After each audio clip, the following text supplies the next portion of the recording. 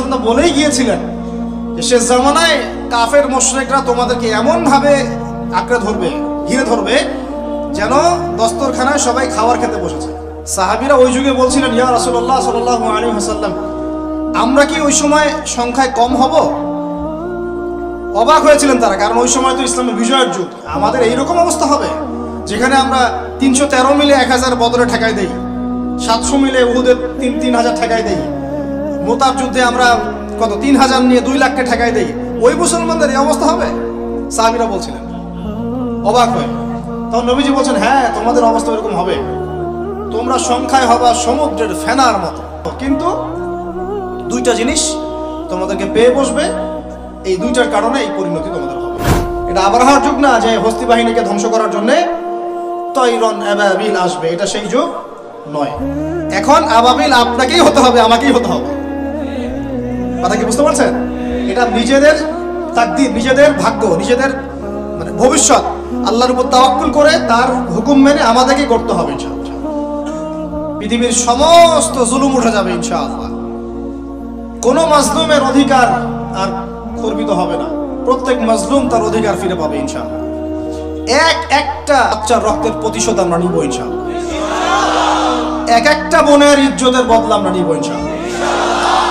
একটা ভাই যাদেরকে অন্যায়ভাবে হত্যা করা হয়েছে, এদের রক্তের বদলা আমরা নিবই নেব ইনশাআল্লাহ।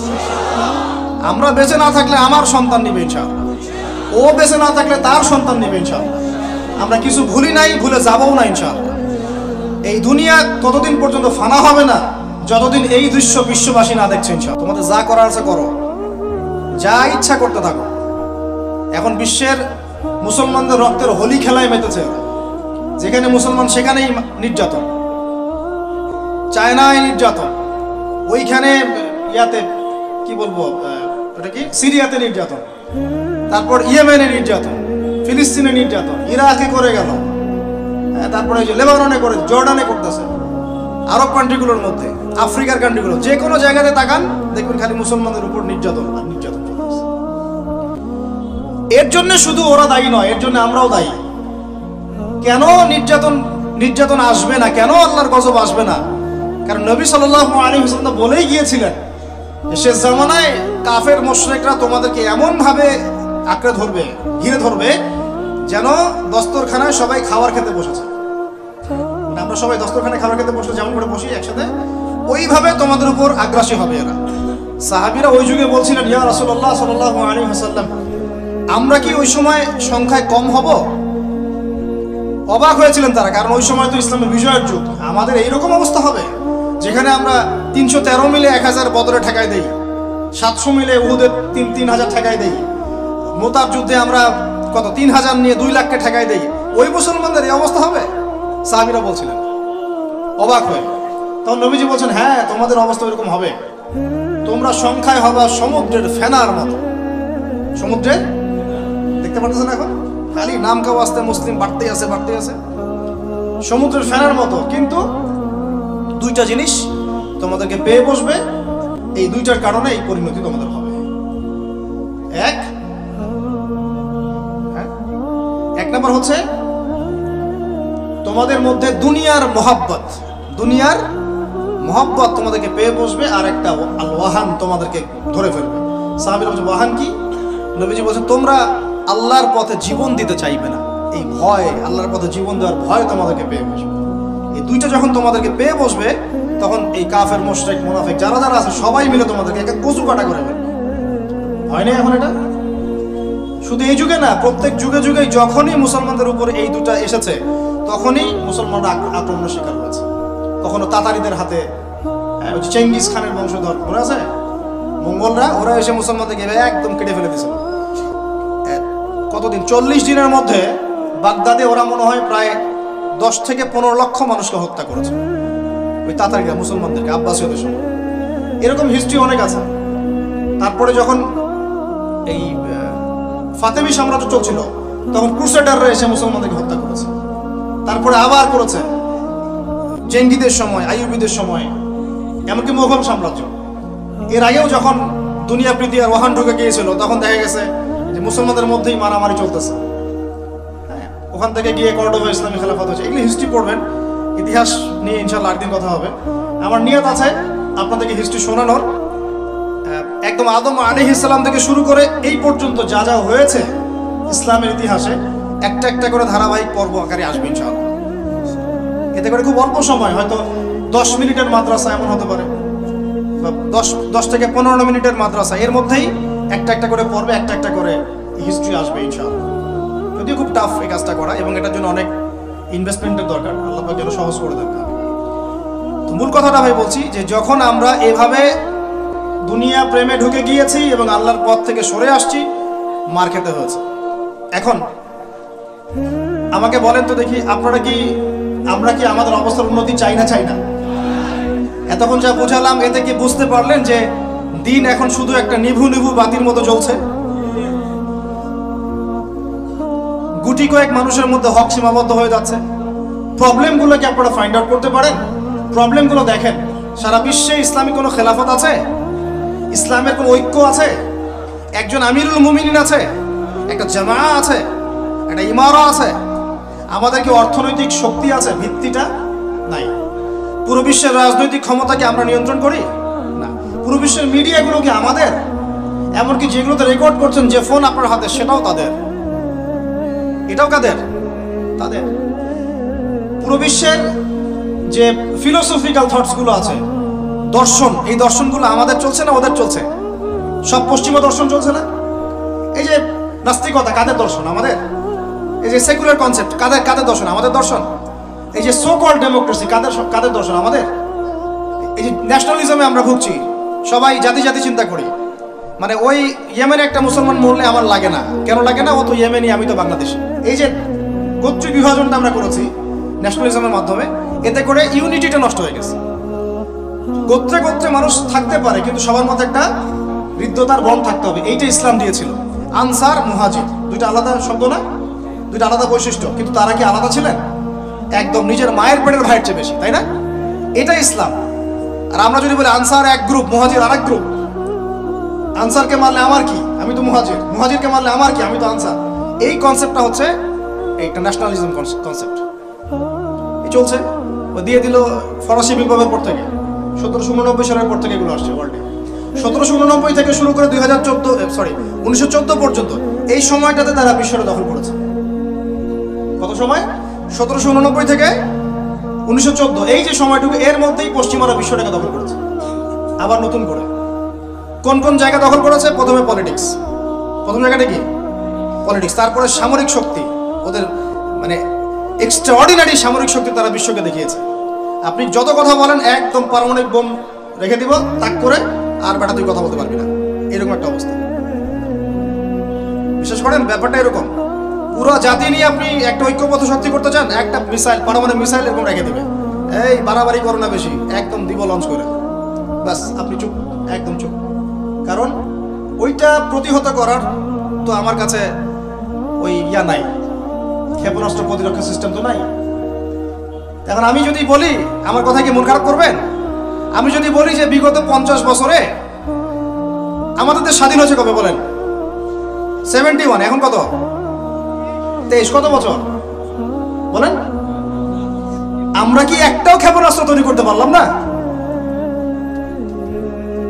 এই বিশ্বে এই ধরনের প্রযুক্তি ছাড়া কেউ টিকে থাকতে পারে? এটা কি ঢাল তলোয়ারের যুগ যে ওরা এগুলো বানাবে আর আমরা ঢাল তলোয়ার নিয়ে বসে থাকবো? কি করলাম আমরা বলেন? আপনারা তো রাগ করেন কথা বললে, রাগ না করে একটু ভালো করে মন দিয়ে শুনেন না, মন দিয়ে চিন্তা করেন না। কি করলাম আমরা এতদিনে?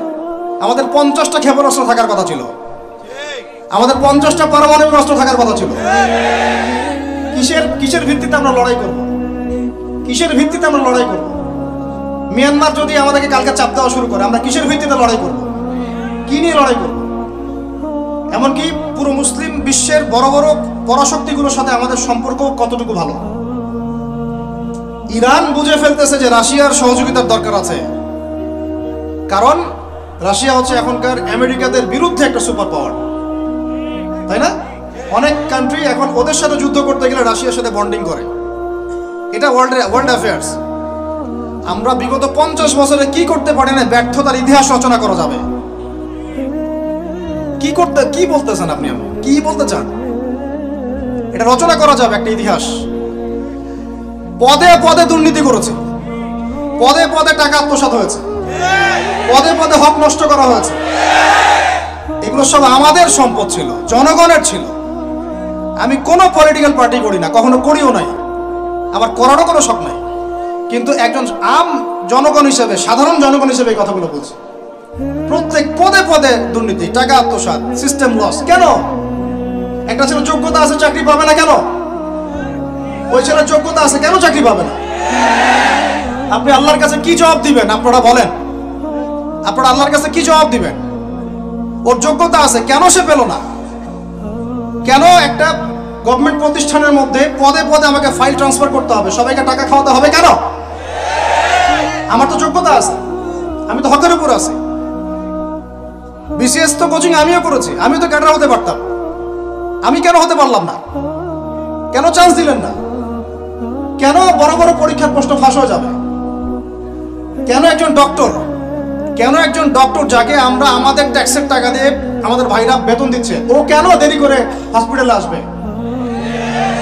কেন আসবে? কে ব্যবস্থা নিবে এগুলোর এগেইনস্টে? আমরা ব্যবস্থা নিতে পারবো? আপনাকেই তো নিতে হবে। ওমর ইবনে খাত্তাবের মতো শাসক কে হবে? আপনাকে হতে হবে, আমরা তো হব না। আর আমাদের সেই যোগ্যতাও নাই, ইচ্ছাও নাই। আমরা দায়িত্ব নিতে চাই না, দায়িত্ব ছেড়ে দিতে চাই। ইসলাম কি বলে? দায়িত্ব নিতে বলে না ইসলাম। ইসলাম বলে যে যোগ্যকে দায়িত্ব দিয়ে দাও। কোন সাহাবী দায়িত্ব নিজেকে চেয়ে নেন নাই কখনো, বলেছেন আমাকে দেওয়ার দরকার নেই, তাকে দিয়ে দাও। আবু বকর সিদ্দিকের পর ওমর ইবনে খাত্তাব পর্যন্ত বলছিলেন আমাকে দিয়েন না, প্রয়োজন আলীকে দেন, উসমানকে দেন। ওমরের মতো মানুষ এই কথা বলছিলেন। আর আমরা এখন কি করি ভাই? আমার চরিত্র সবচেয়ে ভালো, আমারে দেন, আমারে। খালি কিয়ামতটা হয়ে যাক, আল্লাহ পাক দাঁড় করাবেন সবগুলোকে সিরিয়ালে, দেখা যাবে কে কি জবাব দিতে পারে, দায়িত্ব কতটুকু বুঝাই দিতে পারে, এটা দেখা যাবে। কেন এটা হবে? আমার কথা রাগ করেন না প্লিজ। এখন আমাদের 50টা পারমাণবিক অস্ত্র থাকার কথা ছিল, অ্যাটলিস্ট না থাকুক 5টা তো থাকার কথা ছিল। ওরা যদি আমাকে তাক করে রাখে, আমিও তাক করে রাখতাম। বেটা তুই মারলে আমি মেরে দেবো, যা। উত্তর কোরিয়ার মতো একটা কান্ট্রি, আমার সাবজেক্টে এইগুলা, আমরা ইউনিভার্সিটিতে এগুলোই পড়েছি। ও একটা কান্ট্রি, কতটুকু কান্ট্রি জানেন? উত্তর কোরিয়া দক্ষিণ কোরিয়া একসময় মারামারি করতো, এই মারামারি লাগিয়ে দিয়েছিল পশ্চিমরা। পরে উত্তর কোরিয়ার প্রেসিডেন্ট ওই বলয় থেকে বের হয়ে যায়, বলয় থেকে বের হয়ে চায়নার সাথে বন্ডিং শুরু করে, রাশিয়ার সাথে বন্ডিং শুরু করে ওদের সাপোর্টে সে আস্তে আস্তে আস্তে নিউক্লিয়ার ডিভাইসগুলো তৈরি করা শুরু করেছে। করার পরে এখন এই মাত্র বেশি না, 20 থেকে 25 বছরে ওরা এমন একটা জায়গায় চলে গেছে, খাইতে পারুক না পারুক পারমাণবিক বোমা একদম তাক করে রেখে দিয়েছে। পশ্চিমারা ওখানে নাক গলাতে পারে না, ও নাক গলাতে পারে আমার কাছে এসে আমাকে বলে স্যাংশন দিবে, আমাকে বলে তোমাকে ভিসা নীতি বাতিল করে দিব। আমাকে বলতে পারে, ওকে বলতে পারবে না তো, কারণ ওর কাছে ওইরকম অস্ত্র আছে, দিবে একটা মায়েরা, যা বেড়া। ওর পার্ল হারবার আছে সামনে জাপানের ওখানে। কারণ এটা এমন একটা বিষয় যে একটা যদি সে মারে, আর এও তো একটা মারতে পারবে। একটা বোমা পড়লে পুরো জাতি একদম মুহূর্তের মধ্যে ছাই হয়ে যাবে। এই জন্য এটা যুদ্ধ এত সহজে কেউ যেতে যাবে না। এটা হচ্ছে একটা মনস্তাত্ত্বিক শক্তি যে আমার কাছে আছে, তুই মারলে কিন্তু আমি মারতে পারি। এই মনস্তাত্ত্বিক শক্তিটাই দরকার ছিল, এখন নাই। আর ভাই এগুলো আমাদেরও তো অনেক দোষ। সব কিছু তো আমরা মানুষের উপর চাপাই দিয়ে বসে থাকি। আমরা যখন অ্যানালাইসিস করতে বসি সবাই মনে হয় যে বিজ্ঞ পণ্ডিত, কিন্তু আপনি তো দায়িত্ব নিয়ে সামনে আসছেন না, আপনি তো পড়াশোনা করে উপরে আসছেন না, আপনি তো জ্ঞান অর্জন করে মানুষকে বোঝানোর চেষ্টা করছেন না। আমরা তো আমাদের দায়িত্ব পালন করছি কি? আল্লাহ পাক আমাদের সবাইকে বিচক্ষণ হওয়ার তৌফিক দান করেন। কয়টা সায়েন্টিস্ট তৈরি হয়েছে আমাদের? বলেন, কয়টা সায়েন্টিস্ট তৈরি হয়েছে আমাদের জাতির মধ্যে? নাস্তিক তো ভুরি ভুরি তৈরি হচ্ছে। কয়টা সায়েন্টিস্ট তৈরি হয়েছে আমাদের ইউনিভার্সিটিগুলোর মধ্যে? কয়জন অর্থনীতিবিদ তৈরি হয়েছে ইউনিভার্সিটিগুলোর মধ্যে? আমিও তো পড়েছি ইউনিভার্সিটি। ছেলে মেয়ে একসাথে বসে গান গল্প করে, চীনা বাদাম খায়। কোনো সময় স্যার আর ছাত্রীর প্রেম হয়ে যায়। আমি বলছি না কিছুই হয় না, পড়াশোনা তো হয়, সিস্টেম তো অনেক সুন্দর, টাকা পয়সাও সরকারি অনেক খাচ্ছেন আপনারা। কিন্তু এখন কথা হচ্ছে গভর্নমেন্টের যে এত টাকা পয়সা খাচ্ছেন, রেজাল্টটা কি দিচ্ছেন? কি জাতি উপহার দিচ্ছেন আপনারা? কোন প্রজন্ম উপহার দিচ্ছেন?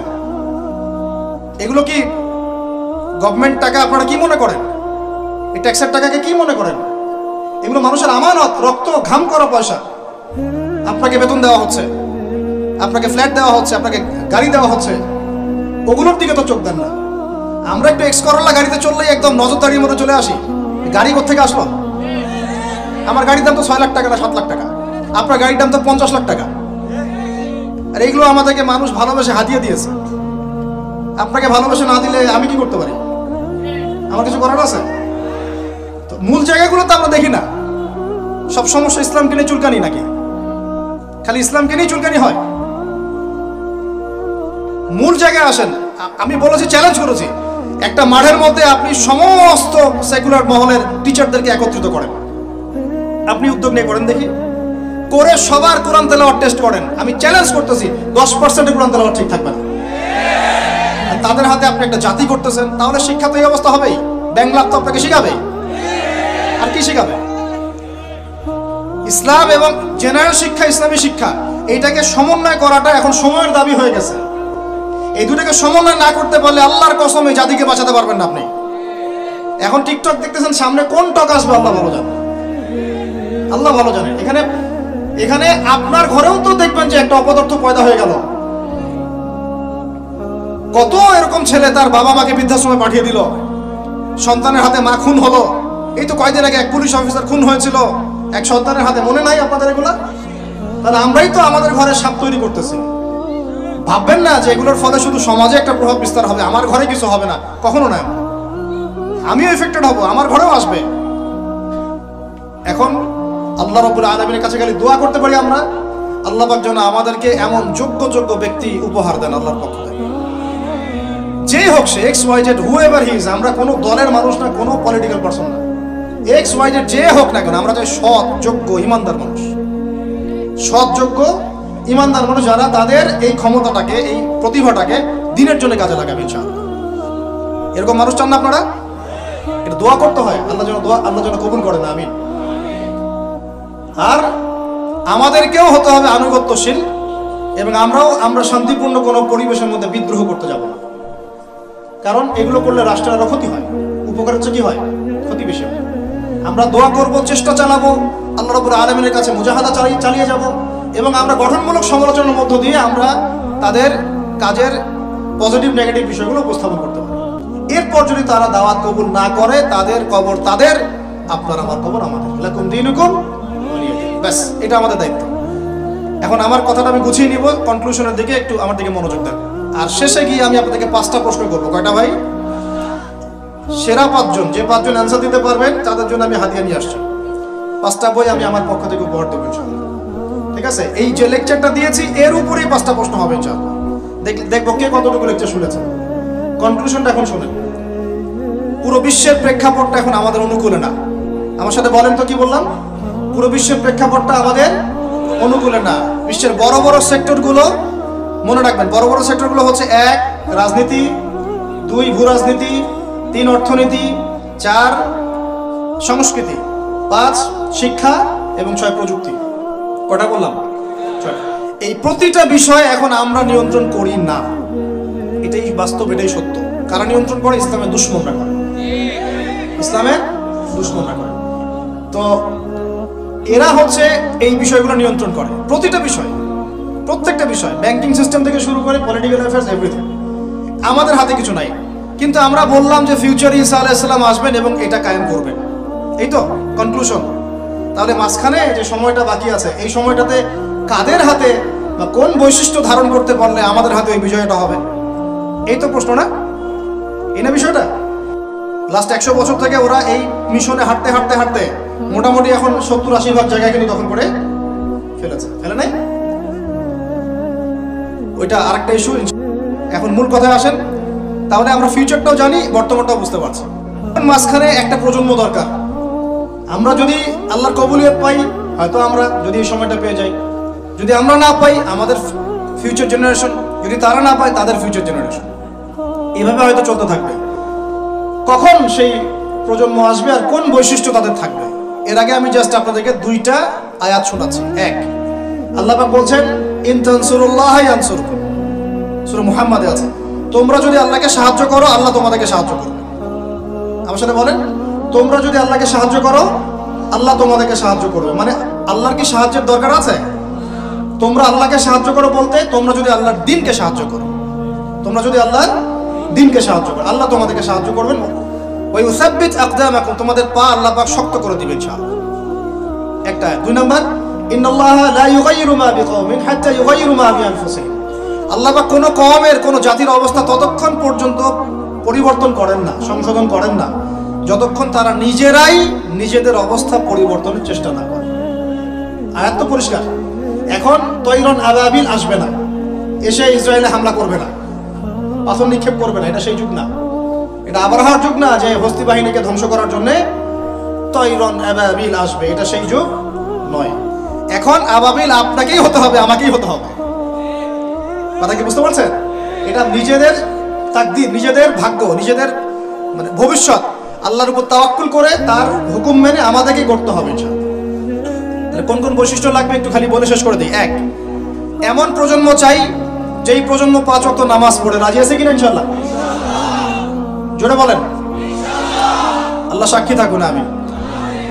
এমন প্রজন্ম চাই যেই প্রজন্মের প্রত্যেকটা মুসলিম পরিবারের 100% নামাজি মাশা। এটা না হওয়া পর্যন্ত বড় বড় বয়ান করেও কোনো লাভ নাই। এক, ঠিক আছে ভাই? রাজি আছি তো ইনশাআল্লাহ? আজকের পর থেকে নামাজ ছাড়বো? আল্লাহ পাক আমাদেরকে নামাজ সত্য করে ধরার তৌফিক দান করুন।